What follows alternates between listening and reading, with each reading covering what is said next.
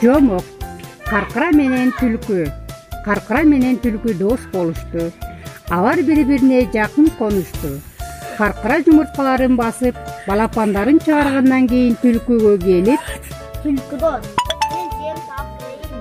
Балапандарыма сени бактың болсо, аларга көз салып турсаң, деп суранат. Каркыра досум, сизден кам санабай барайын. Мен сенин балдарыңды өзүмдүн эле балдарымдай карап турам. Деп ошол замат эле макул болот. Каркыра кеткенден кийин түлкү анын бир балапанын жеп, анын тигинин келе турган маалында жолун тосуп, ыйлап отуруп алды. Бир убакта Каркыра келип, Түлкү дос, эмне ыйлап отурасың? Кара көзү башайып бир балапанды айрылып калдырды. деп ого бетер өңгүрөп ыйлайт. Каркыра алгач түлкүгө ишенет. Балапанын жоголгонуна кейип, бирок түлкүнү сооротуп, Буйрукка айла барбы түлкү дос?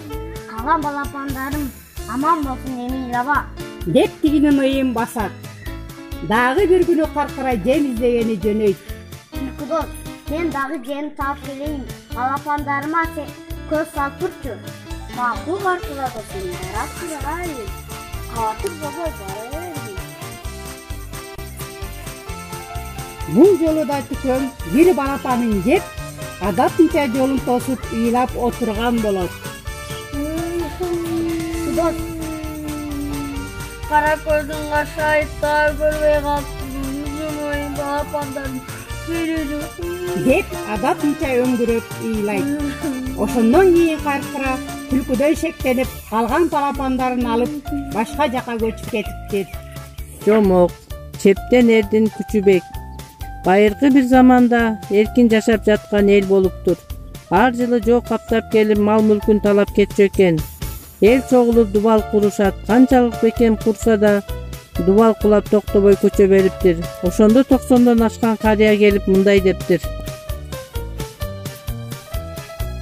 Бул жерге бүт кишини көмбөсөңөр, дубалыңар көчө берет. Аны уккан бир жаш бала келип, мени көмдүр.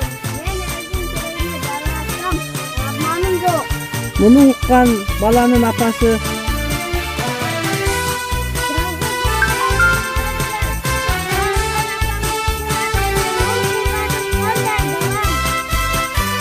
канда уулу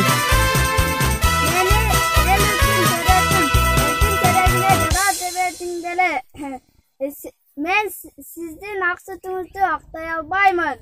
ошондо энеси уулунун айтканын угуп, анын акылдуу сөзүнө макул болуп, уулу менен кучакташып коштошот.